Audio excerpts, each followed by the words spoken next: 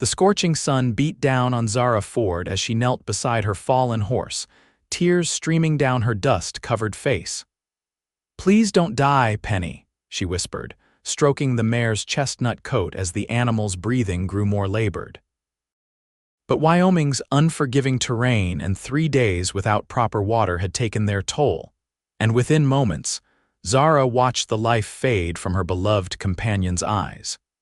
It was 1878, and the endless expanse of the western frontier had never felt so vast and empty. Zara clutched her canvas satchel to her chest, the last remnants of her former life in Boston, and tried to calculate how far she was from Paradise, Nevada, her intended destination. 50 miles at least, maybe more, a death sentence for a woman alone on foot. She had just risen to her feet, contemplating which direction might offer the slimmest chance of survival, when the rhythmic sound of hoofbeats reached her ears. Instinctively, her hand moved to the small Derringer pistol tucked in her skirt pocket, her father's parting gift before she'd boarded the train west. The approaching rider emerged from a cloud of dust, the silhouette of a man atop a magnificent black stallion. "Afternoon, madam," he called, slowing his horse as he approached. "Appears you've found yourself in a predicament." The man who reined his horse to a stop before her was tall and broad-shouldered, with sun-bronzed skin that spoke of years under the western sky.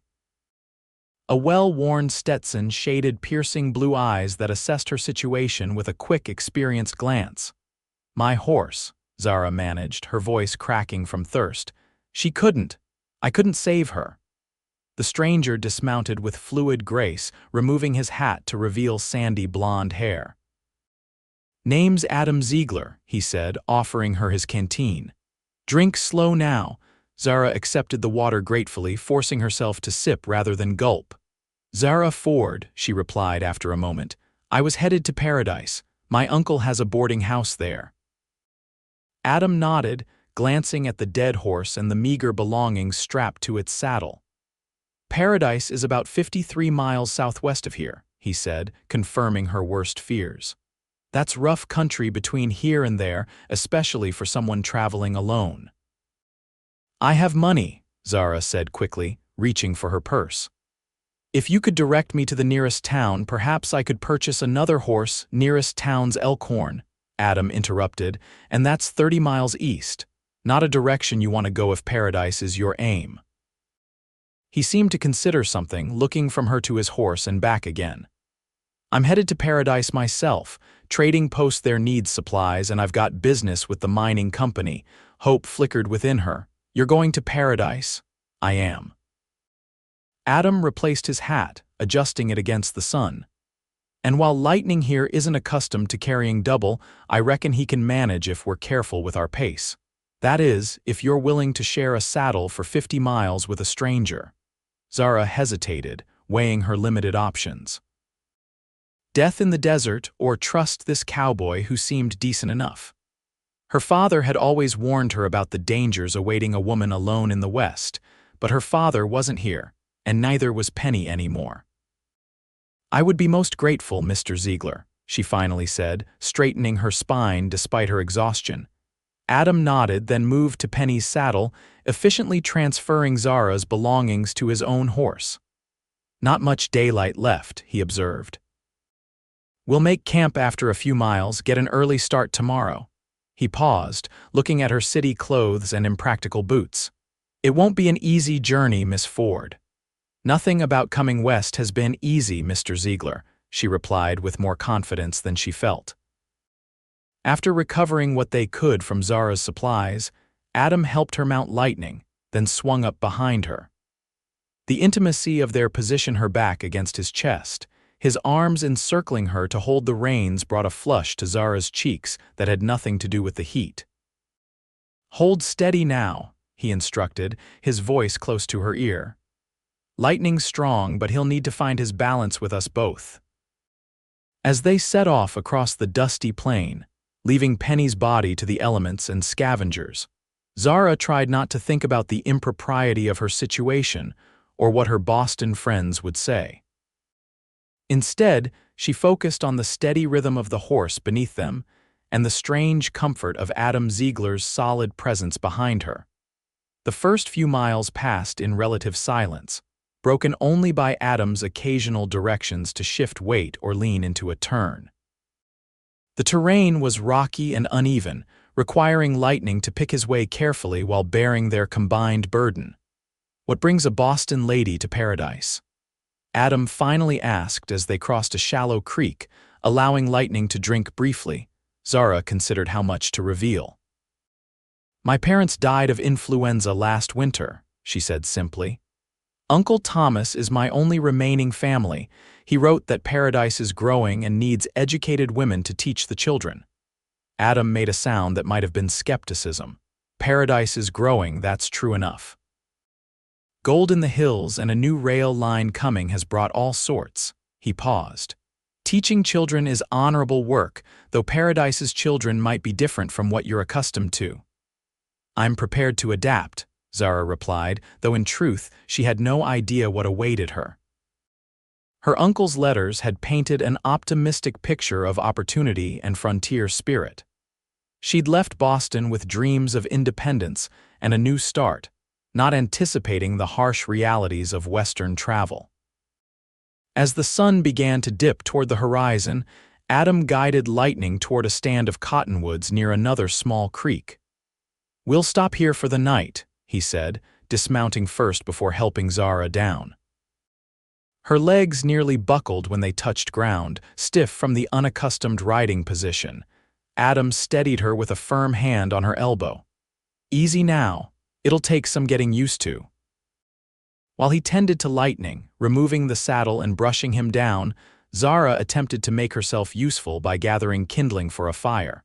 Her gloves were soon dirty and torn, her skirt hem caked with dust, but there was satisfaction in contributing to their camp. "You've done this before?" Adam asked, eyebrow raised as he returned to find her arranging stones for a fire pit.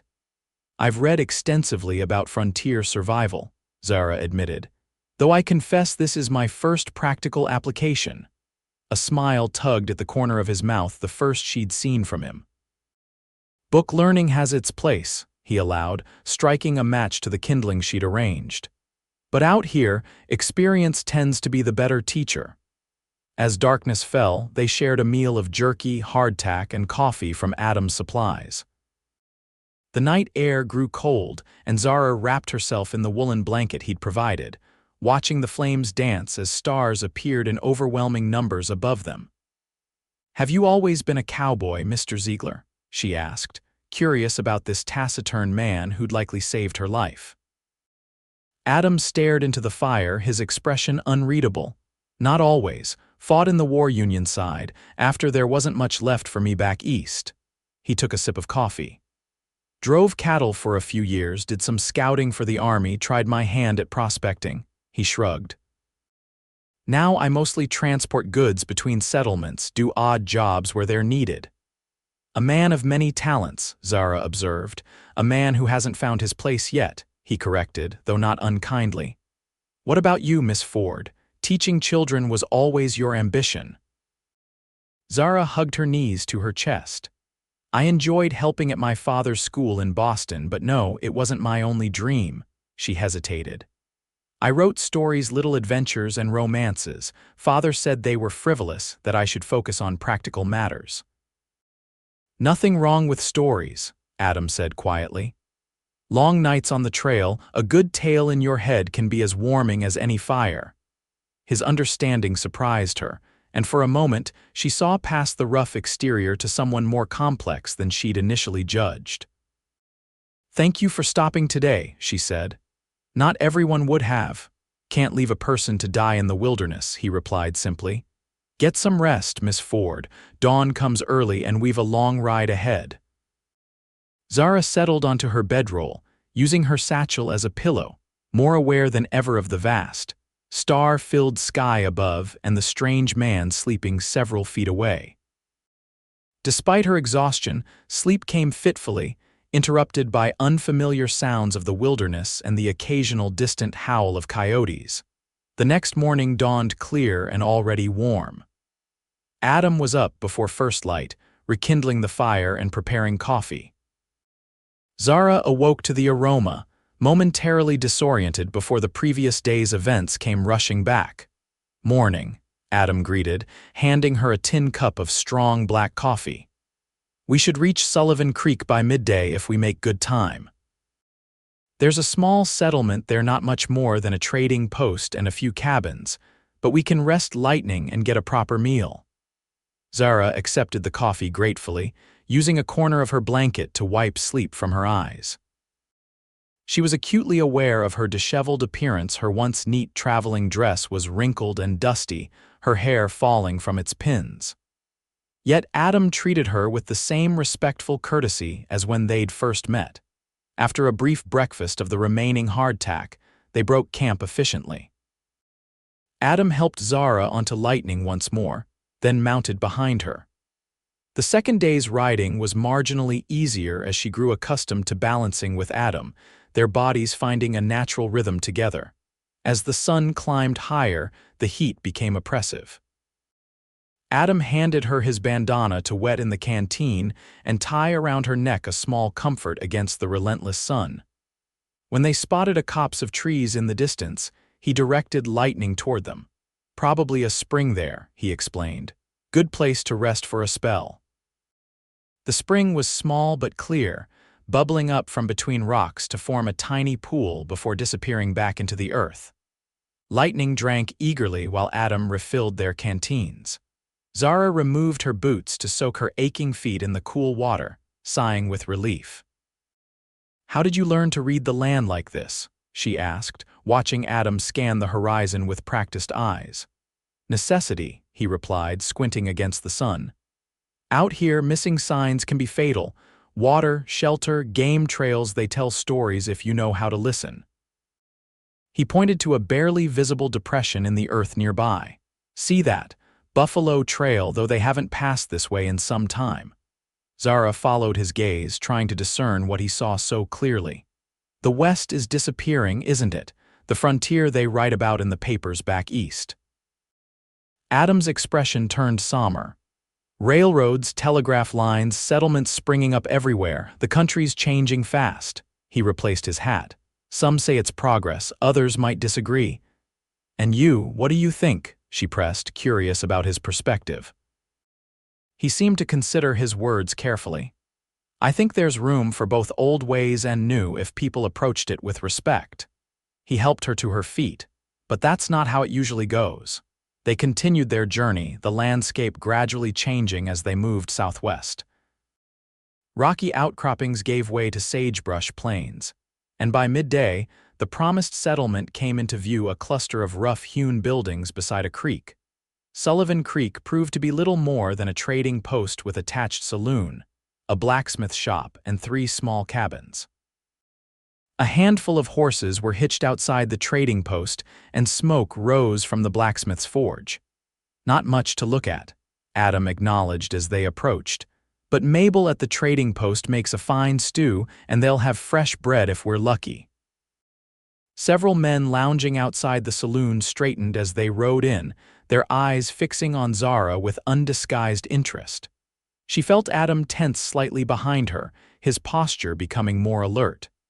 "Stay close," he murmured as they dismounted in front of the trading post. Sullivan Creek gets all types passing through.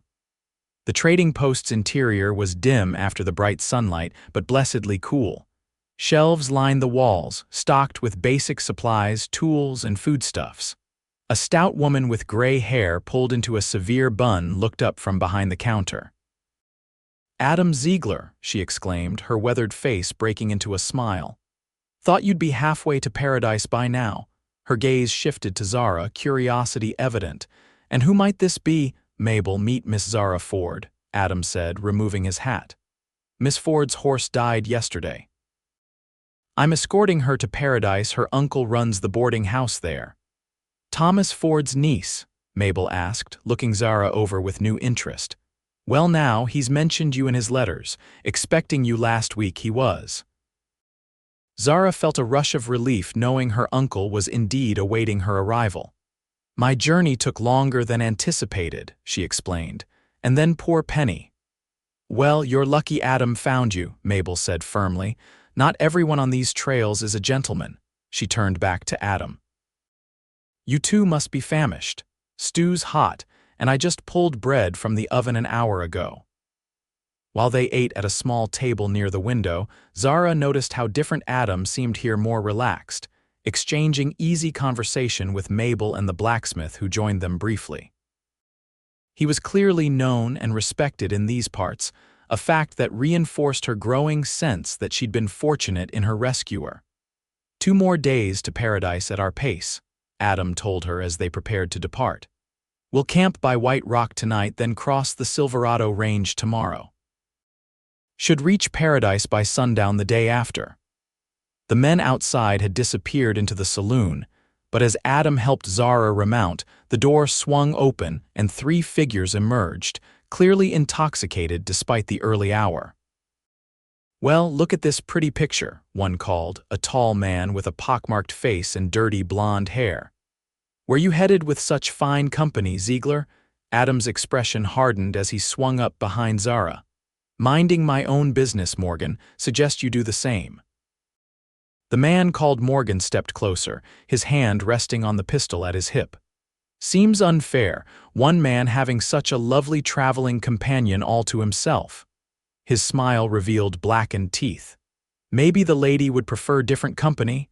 Zara felt Adam's body tense against her back. The lady is under my protection, he said, his voice deceptively calm. And we're leaving now. For a tense moment, Morgan seemed ready to escalate the confrontation, but one of his companions pulled at his arm. Leave it, Hank. That's Ziegler, the one who tracked down the Dawson gang single-handed. Something flickered in Morgan's eyes, recognition, perhaps even fear. He stepped back, though his expression remained malevolent. Another time, maybe, he said, spitting in the dirt as Adam guided Lightning past them and onto the trail leading southwest. They rode in silence for several miles, Zara acutely aware of the rigid set of Adam's shoulders behind her. Finally, she asked, "The Dawson gang," Adam sighed, the tension gradually leaving his body. Former Confederate soldiers turned outlaws. Robbed stagecoaches, terrorized settlements after the war. His voice was matter of fact. Army hired me to track them when regular patrols couldn't. And you found them? Alone, she asked, both impressed and unsettled by this new information. Tracked them to their hideout, he confirmed. Army did the rest. Is that how you typically spend your time, Mr. Ziegler, hunting outlaws? Zara couldn't help but wonder what kind of man she was truly traveling with. Adam was quiet for so long she thought he might not answer.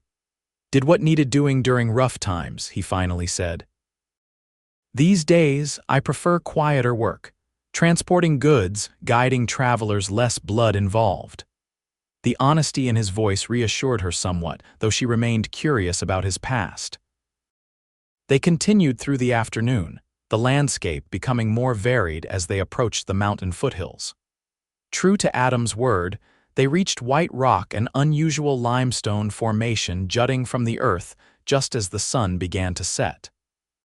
The campsite was evidently familiar to Adam, who efficiently arranged their camp in a sheltered hollow beside the rock formation. This night, he produced dried beans and salt pork from his saddlebags, creating a more substantial meal than they'd had the previous evening. As they sat beside the fire, the stars emerging overhead, Zara found herself studying Adam's profile. Despite his rough exterior and clearly dangerous past, there was something compelling about him, a steadiness, an integrity that she found increasingly attractive. Tell me about paradise, she requested, wrapping her blanket around her shoulders against the evening chill. What should I expect? Adam poked at the fire with a stick, considering. It's changing fast. Started as a mining camp 5 years back when they found silver, but now there's talk of the railroad coming through. Maybe 500 people living there permanent, double that when the mines are running full. And my uncle's boarding house. The Grand Paradise Hotel, Adam said with a hint of amusement. Grander in name than reality, but Thomas runs a clean, respectable establishment. 2 stories, 12 rooms, decent restaurant attached. It's on the main street, best place in town for a visitor to stay. You know it well. Zara asked. Adam nodded. Stop there when I'm passing through. Your uncle's a good man, fair prices, doesn't water down his whiskey, keeps the peace in his establishment. This description of her uncle, whom she hadn't seen since childhood, both relieved and intrigued her. And what of the school? In his letters, Uncle Thomas mentioned they were seeking a teacher. Adam's expression turned cautious. There is a schoolhouse built last year. Previous teacher, a man from Chicago, left after some disagreement with the town council. He hesitated. Paradise has its share of difficulties, Miss Ford. Mining towns often do. Rough men, disputes over claims, the usual problems when money and alcohol mix. I'm not as delicate as I appear, Mr. Ziegler, Zara assured him, though his warning stirred some anxiety. Boston has its own dangers, and I've taught children from difficult circumstances before. I don't doubt your courage, Adam replied, meeting her gaze directly. Just want you prepared for what you're riding into. Their conversation drifted to other topics as the night deepened, Adam describing the various territories he'd traversed, Zara sharing stories of her life in Boston. Despite their vastly different backgrounds, she found herself increasingly comfortable in his company, drawn to his straightforward manner and unexpected insights. When she finally settled onto her bedroll, Zara realized with some surprise that she was actually enjoying this journey, hardships and all. There was a freedom in the vast open spaces, a directness to existence that had been absent in her carefully managed Boston life. The third day dawned cooler than the previous two, with clouds gathering over the mountains they needed to cross. Adam studied the sky with a frown as they broke camp. Might get rain before nightfall, he observed. Need to cross Silverado Pass before then if possible. Trail gets treacherous when wet. Their pace was more urgent that morning, lightning seeming to sense the importance of making good time. The terrain grew steadily more challenging as they ascended into the foothills, following a narrow trail that wound between pine trees and granite outcroppings. By midday, they had reached the base of the pass, a rocky corridor between two towering peaks. The temperature had dropped notably, and the clouds above had darkened, confirming Adam's prediction of approaching rain. We'll rest lightning briefly, Adam decided, dismounting and helping Zara down. Her muscles ached from the sustained riding, but she was becoming accustomed to the discomfort. Eat something now. Once we start through the pass, we won't stop until we're on the other side. They shared dried beef and the last of the bread from Sullivan Creek, washing it down with water from a clear mountain stream. Lightning grazed on patches of grass while Adam checked and tightened his saddle girth. How long will it take to cross the pass? Zara asked, eyeing the steep trail ahead with some trepidation. 3 hours in good conditions, Adam replied, glancing again at the darkening sky. Longer with lightning carrying double, we'll need to walk some of the steeper sections to spare him. As they prepared to continue, the first distant rumble of thunder reached them. Adam's expression grew more concerned. We should move quickly, he said, helping Zara remount before swinging up behind her. The trail through Silverado Pass proved even more challenging than it had appeared from below. In places, it narrowed to barely the width of a horse, with a sheer rock wall on one side and a precipitous drop on the other. Lightning picked his way carefully, guided by Adam's expert handling. About an hour into their ascent, when they had reached approximately the midpoint of the pass, the storm hit in earnest. Rain began to fall softly at first, then in heavy sheets driven by gusting wind. The temperature plummeted, and Zara found herself shivering despite the proximity of Adam's body. There's a cave ahead, Adam shouted over the wind. We can shelter there until the worst passes. They had just come around a sharp bend in the trail when lightning suddenly reared, nearly unseating them both. A jagged bolt of lightning had struck a pine tree directly ahead, sending it crashing down across their path in a shower of sparks and splinters. Adam managed to control the frightened horse, but as lightning backed away from the blazing tree, the rain-soaked edge of the trail gave way beneath his rear hooves. For one terrifying moment, they teetered on the brink, the horse scrambling for purchase on the crumbling earth. "Jump!" Adam commanded, pushing Zara from the saddle toward the solid part of the trail. She tumbled onto the muddy ground as Adam fought to prevent lightning from going over the edge. With a tremendous effort, man and horse lunged away from the precipice, but not before a section of the trail collapsed entirely, leaving a 6-foot gap in their path. Breathing heavily, Adam dismounted to assess their situation. The fallen tree blocked the trail forward, flames hissing in the rain but showing no signs of extinguishing quickly. Behind them, the collapsed section made retreat equally impossible for lightning. "Are you hurt?" Adam asked, helping Zara to her feet, his hands quickly checking her for injuries.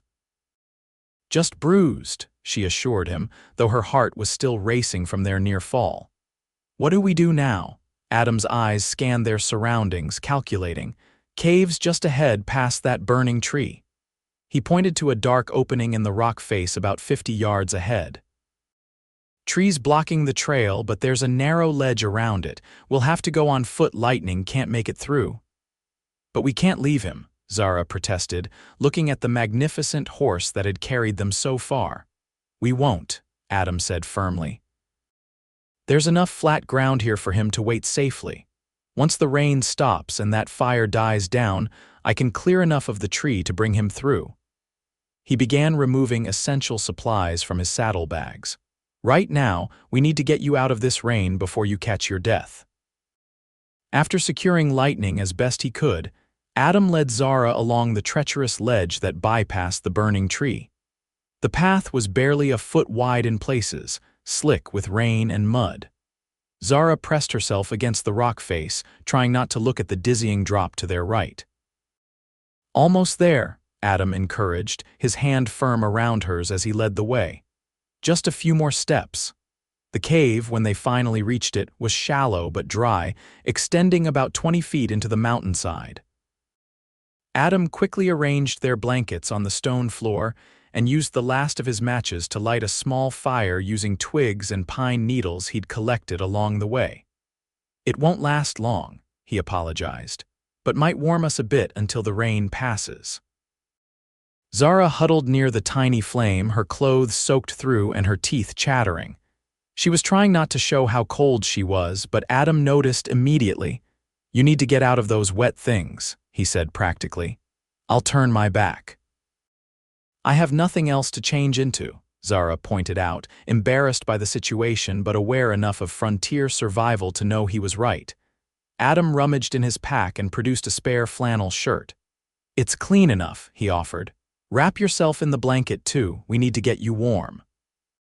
With as much dignity as she could muster, Zara turned toward the cave wall and quickly changed out of her sodden dress and petticoats, pulling Adam's shirt over her chemise before wrapping the blanket tightly around herself. His shirt was comically large on her smaller frame but blessedly dry. "Decent," she announced, and Adam turned back, adding the last of their kindling to the struggling fire. "Storm's moving through quickly," he observed, looking out at the rain. "Might be clear enough to continue in an hour or so." They sat side by side near the fire, their shoulders touching as they shared what little warmth it provided. Despite her best efforts, Zara couldn't stop shivering, the chill having penetrated deep into her bones. "Come here," Adam said gruffly, opening his arms. When she hesitated, he added, "Body heat's the best way to warm up. Nothing improper intended." After a moment's consideration of propriety versus practicality, Zara moved closer, allowing him to wrap his arms around her. He was right. The warmth of his body quickly began to penetrate the blanket, and gradually her shivering subsided. "Thank you," she murmured, acutely aware of his chest rising and falling against her back, the strength in the arms that encircled her. "For everything. I'd have died out there without your help." "Anyone would have done the same," he replied, though they both knew that wasn't true. Not everyone would have taken responsibility for a stranded woman sharing their saddle for 50 miles through difficult terrain. "Not anyone," Zara disagreed softly.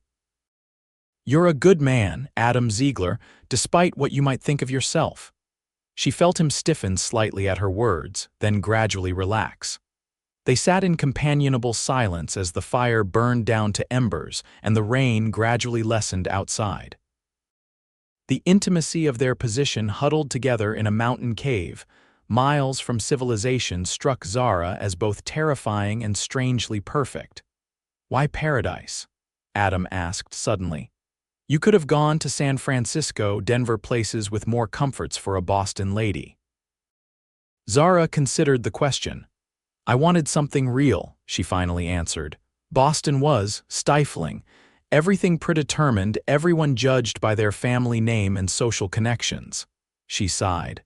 After my parents died, the constraints became unbearable.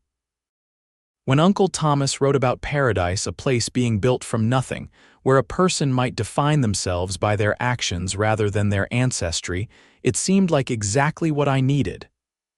And now, Adam's voice was close to her ear.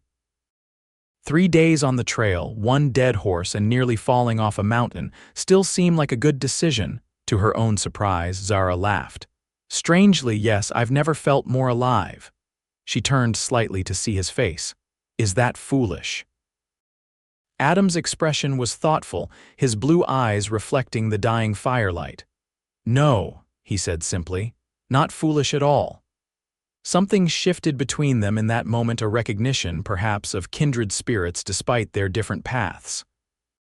Without consciously deciding to, Zara found herself leaning closer, and Adam's head bent toward hers. Their lips met in a kiss that began tentatively but quickly deepened, years of propriety melting away in the face of genuine connection. When they finally separated, both seemed equally startled by what had transpired. Zara felt her cheeks flush, but she didn't regret the kiss. It had felt right, natural, as if they'd been moving toward this moment since he'd first found her beside her dead horse.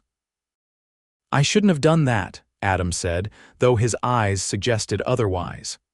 You're under my protection. I kissed you as much as you kissed me, Zara interrupted. And I'm quite capable of making my own decisions, Mr. Ziegler.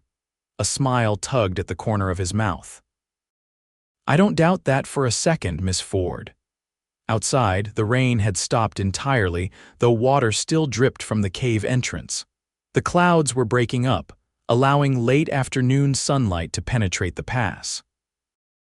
We should check on lightning, Adam said, reluctantly releasing her from his embrace.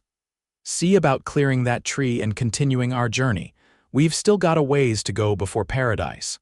The fallen tree had largely burned itself out, leaving a charred trunk blocking the trail.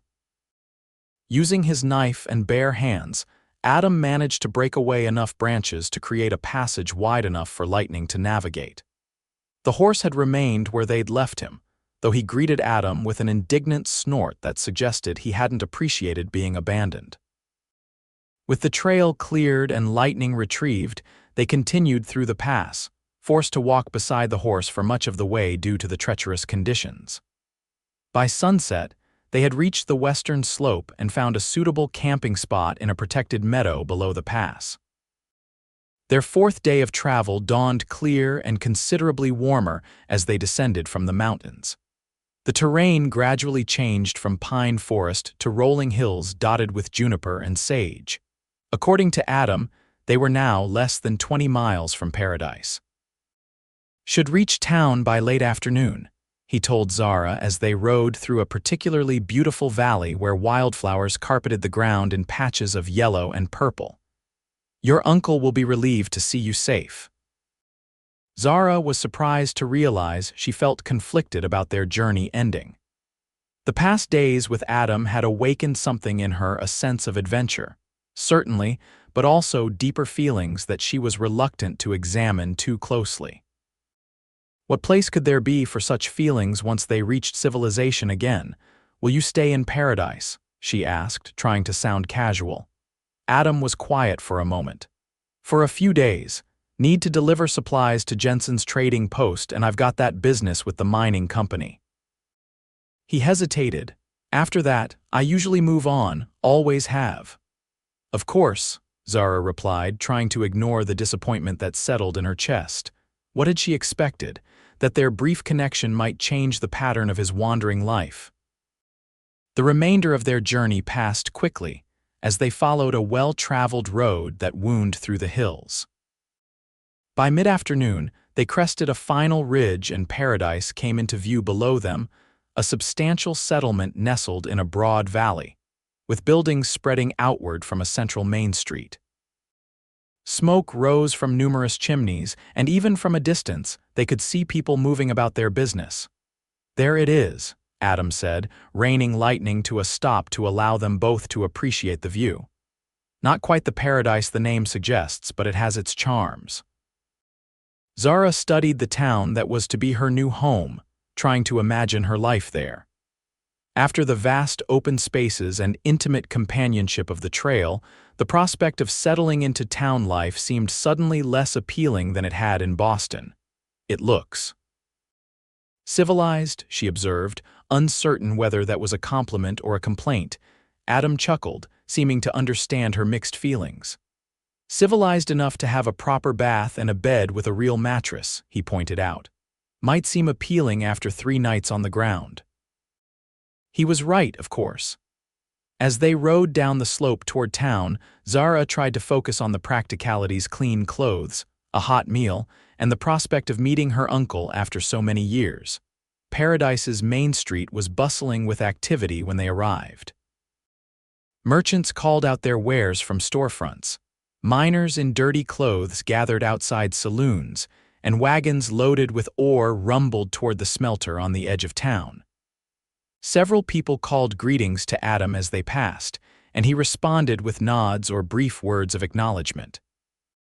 The Grand Paradise Hotel stood in the center of town, a 2-story wooden structure painted white with green trim, more elegant than its surroundings if not quite as grand as its name suggested. A broad porch ran across the front, furnished with several rocking chairs where guests could sit and observe the town's activities. As they dismounted in front of the hotel, the door swung open and a tall, bearded man in his 50s emerged, his eyes widening at the sight of them. "Zara." "Good heavens, is that you?" he exclaimed, hurrying down the steps. "Uncle Thomas," Zara confirmed, suddenly self-conscious about her disheveled appearance, wearing a man's shirt over her crumpled skirt, her hair a tangled mess after days on the trail.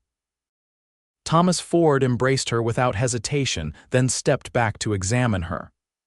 "When you didn't arrive on the stagecoach last week, I feared the worst. What happened?" His gaze shifted to Adam, recognition dawning. "Ziegler, you brought my niece," Adam nodded, extending his hand. "Found Miss Ford about 50 miles northeast when her horse died. We've had a somewhat eventful journey." Thomas shook Adam's hand vigorously. "I'm indebted to you, sir, truly.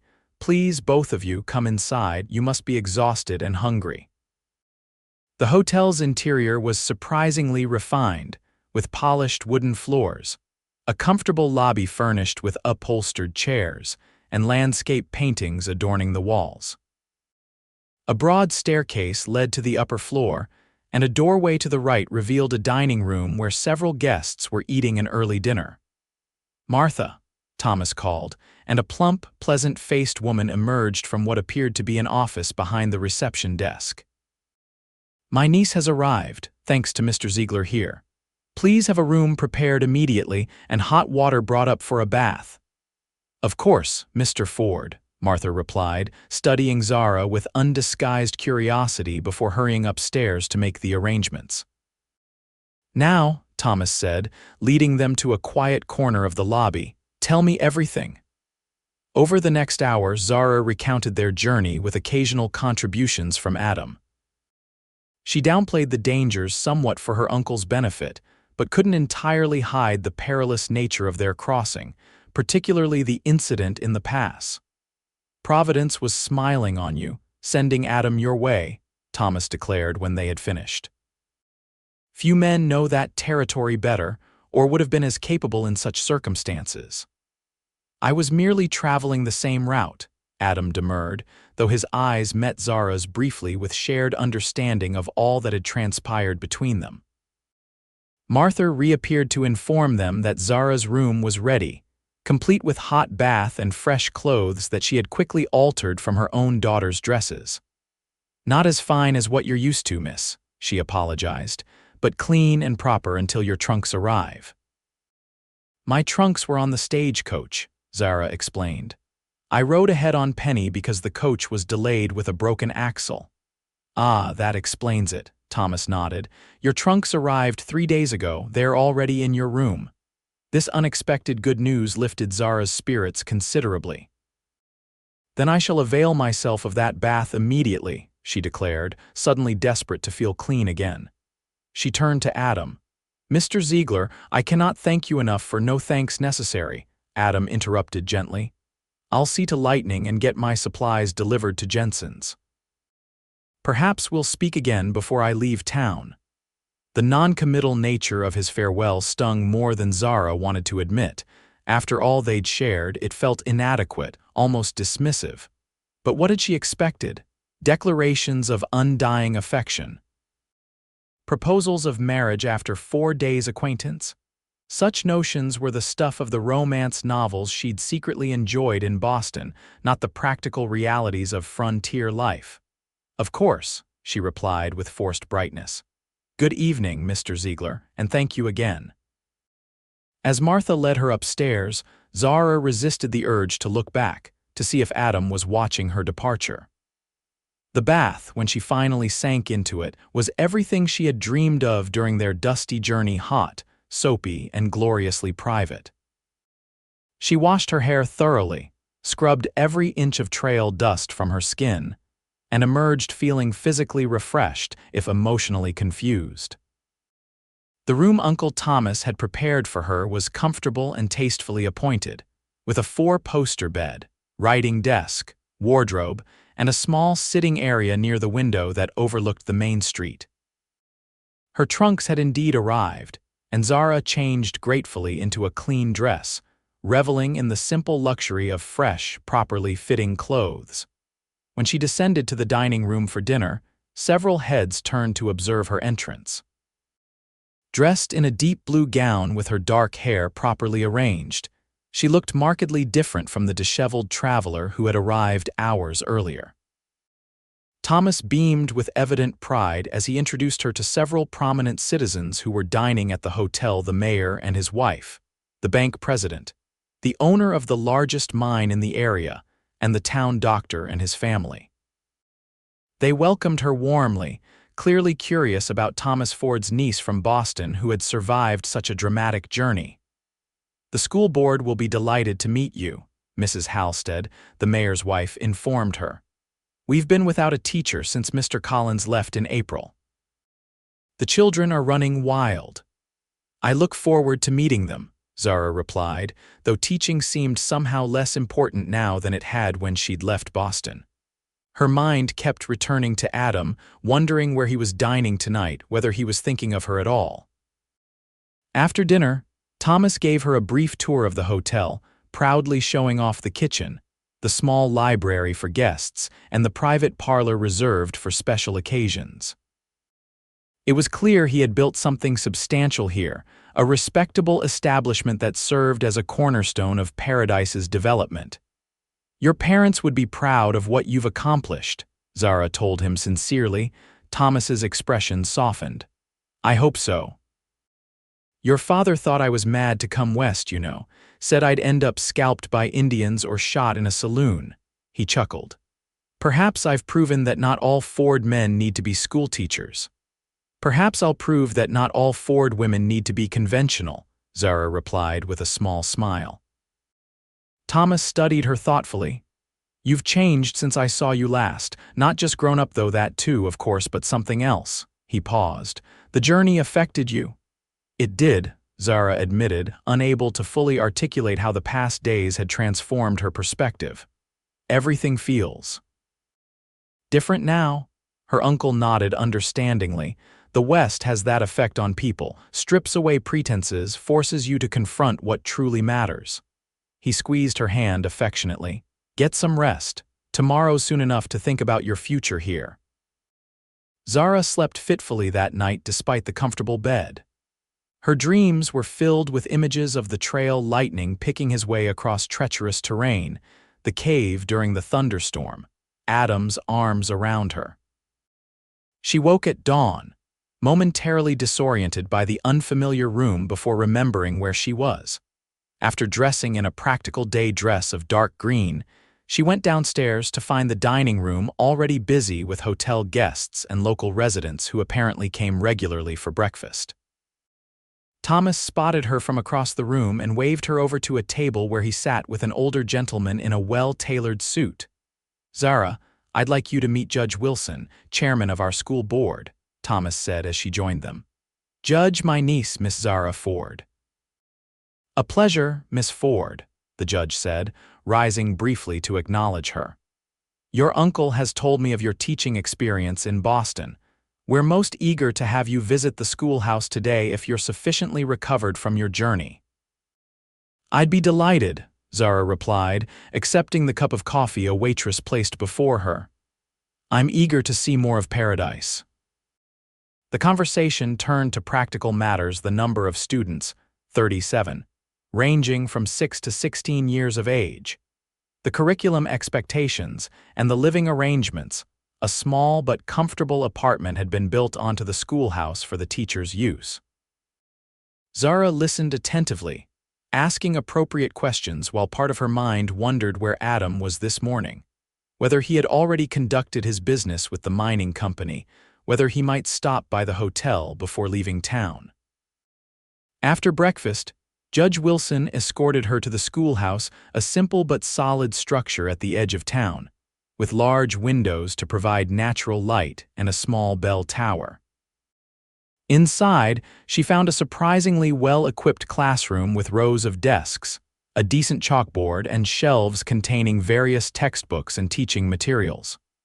"Mr. Collins left rather abruptly," the judge explained, "but he was a meticulous record keeper. You'll find his lesson plans and student assessments in the desk drawer. We'd hope to resume classes as soon as possible Monday next, perhaps." "That seems reasonable," Zara agreed, running her fingers over the teacher's desk and trying to imagine herself presiding over this room. Just days ago, this would have seemed the perfect fulfillment of her journey west. Now, she felt strangely detached from the prospect, as if viewing someone else's future. After touring the attached living quarters, which were indeed small but well-designed, with a bedroom, sitting room, kitchen, and private bath, Zara and the judge returned to the main street.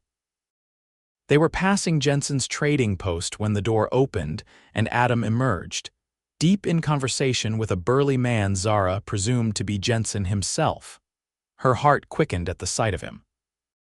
He was freshly shaven, his clothes clean, but otherwise unchanged, the same confident posture, the same watchful eyes that noticed everything around him. Those eyes found her immediately, and something flickered in their blue depths before his expression settled into polite acknowledgement. "Miss Ford," he greeted, tipping his hat. "Judge Wilson, Ziegler," the judge returned with evident respect. "I hear we have you to thank for delivering our new schoolteacher safely." "Miss Ford is a determined traveler," Adam replied. "I merely provided some guidance." The understatement was so pronounced that Zara nearly laughed aloud. "Mr. Ziegler is being modest," she told the judge. "Without his expertise and courage, I'd have perished in the wilderness." "Well, the town is grateful regardless," the judge declared. "Will you be staying long?" "Leaving tomorrow," Adam answered, his eyes still on Zara. "Just waiting on some paperwork from the mining office. Tomorrow." The word struck Zara with unexpected force. She had known he wouldn't remain in paradise, yet hearing it stated so definitely made it real in a way it hadn't been before. "Perhaps you'll join us for dinner at the hotel this evening," she suggested impulsively. "As a proper thank you." Something complicated passed across Adam's features: reluctance, temptation, resolution. "That's kind of you, but I've already made arrangements with Jensen and some associates." He nodded toward the saloon further down the street. "Business matters to discuss." "Of course," Zara replied, trying to hide her disappointment. "Another time, perhaps." The conversation concluded with polite farewells, and Zara continued her tour of the town with Judge Wilson, who seemed eager to introduce her to every notable citizen they encountered. By midday, her head was spinning with new names and faces, and she was grateful when the judge finally escorted her back to the hotel. "The school board will meet officially on Friday to confirm your appointment," he informed her. "Merely a formality, of course. We're delighted to have someone of your background and education taking charge of our children's learning." Zara thanked him appropriately, then retreated to her room, claiming fatigue from her journey. In truth, she needed solitude to sort through her conflicted feelings. The life that awaited her in paradise was exactly what she had sought when leaving Boston: independence, purpose, respect for her abilities rather than her family name. Yet the prospect filled her with a strange melancholy rather than excitement. She stood at the window, watching the bustling street below. Paradise was indeed growing rapidly, showing signs of permanence and prosperity that many frontier towns lacked. It could be a good home, a place to build a meaningful life. So why did the thought of settling here suddenly feel like a compromise? The answer came unbidden. Because Adam wouldn't be part of that life. The realization was both startling and obvious in just 4 days. He had somehow become central to how she envisioned her future, though such feelings made little rational sense. They barely knew each other. Their worlds and experiences were vastly different. He was committed to his wandering existence while she sought stability and community. Yet none of those practical considerations diminished what she felt. Something genuine had developed between them on that journey, a connection forged through shared danger and intimate conversation, through the simple act of depending on one another when all else failed. And tomorrow he would leave, returning to the open trails and remote outposts that comprised his world, while she remained to teach Paradise's children and build the respectable life her parents would have wanted for her. The thought left a hollow feeling in her chest. That evening, Zara dined with her uncle in the hotel restaurant, making appropriate conversation while her attention continually drifted to the door, hoping despite herself that Adam might appear. He didn't, presumably keeping his appointment at the saloon with Jensen and his associates. "You seem distracted," Thomas observed as they finished their meal. "Are you having second thoughts about Paradise?" Zara considered deflecting the question, then decided on honesty. "Not about Paradise itself," she admitted. "It seems a fine community with good opportunities. I'm just uncertain about some things." Thomas studied her with perceptive eyes. "Ziegler," Zara felt her cheeks warm. "Is it that obvious?" Her uncle smiled kindly. "Only to someone who knows you well, and I do remember what it was like to be young." He sipped his coffee thoughtfully. 4 days is a short time to develop meaningful feelings, yet I've seen how extraordinary circumstances can accelerate such connections. "It's foolish," Zara sighed. "He leaves tomorrow and his life is nothing like what I came west seeking." "Perhaps," Thomas agreed. "Or perhaps what you truly seek is different from what you imagined in Boston." He reached across the table to pat her hand. "I can't advise you on matters of the heart, my dear. I can only say that genuine connections are rare enough that dismissing them out of hand seems unwise." His words stayed with Zara as she prepared for bed that night, turning over possibilities in her mind. What exactly did she want? To abandon her teaching position before even starting, to follow Adam on his wandering path. Neither option seemed realistic or true to who she was. Yet the thought of simply letting him ride away without acknowledging what had grown between them felt equally wrong. At the very least, she owed herself and him an honest conversation before they parted. With that resolution in mind, Zara finally drifted off to sleep, determined to find Adam the next morning before he departed. Fate, however, had other plans. She was awakened before dawn by shouts and the sound of running feet in the street below. Hurrying to the window, she saw people rushing toward the eastern end of town, where an ominous orange glow lit the pre-dawn sky. Fire. Throwing a shawl around her nightdress, Zara hurried downstairs to find her uncle already organizing hotel guests into a bucket line. "The lumber mill's ablaze," Thomas explained tersely. "Winds coming from the east could take half the town if it's not contained." Without hesitation, Zara joined the effort, helping to organize women and older children to ferry buckets while the men fought the flames directly. The entire town seemed mobilized: miners, merchants, and ranchers working side by side regardless of their usual differences. In the midst of the chaos, she glimpsed Adam directing a group of men who were creating a fire break by pulling down a small shed between the burning mill and the nearest buildings. His face was streaked with soot, his clothes singed in places, but he worked with the same decisive efficiency she had witnessed on their journey for hours. The battle against the fire continued. Just when it seemed the flames might be contained, a gust of wind would send sparks flying to ignite another structure. By mid-morning, exhaustion was evident on every face, yet no one abandoned their post. It was nearly noon when the fire was finally defeated, leaving the mill and 3 smaller buildings in ruins but the rest of the town intact. As people began to disperse, tending to injuries or returning to check on homes and businesses, Zara searched the crowd for Adam. She found him helping to load an injured man into a wagon bound for the doctor's office, his own hands bandaged where he'd apparently suffered burns. "Adam," she called, hurrying toward him. He turned, surprise and something softer registering on his tired face. "Zara. You shouldn't be out here, the air's still bad with smoke." "I needed to find you," she said simply. "I heard you're leaving today." Adam glanced at the sky, then back at her. "That was the plan, though it's getting late to start a journey."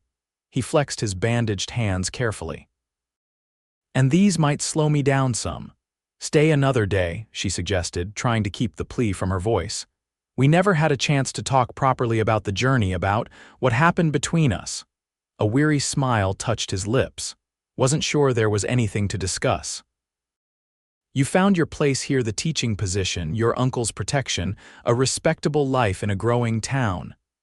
And you found your place on the trail," Zara countered. "Always moving, never settling." "It's what I know," Adam acknowledged, his eyes searching hers. "What I've done since the war ended. Wasn't sure I deserved anything more permanent." The vulnerability in his admission touched her deeply. "Everyone deserves a home, Adam. Even wanderers eventually need somewhere to return to." He was quiet for a long moment, considering her words. "Maybe," he finally conceded. "Though I'm not sure where that might be." "It could be here," Zara suggested, gathering her courage. "Not immediately, perhaps, but eventually.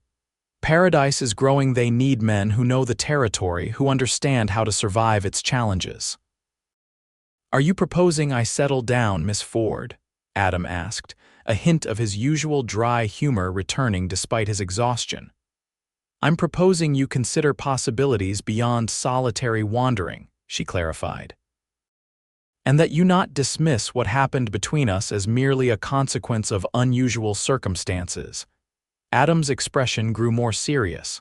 "Nothing mere about it," he said quietly. "Haven't stopped thinking about you since we reached town.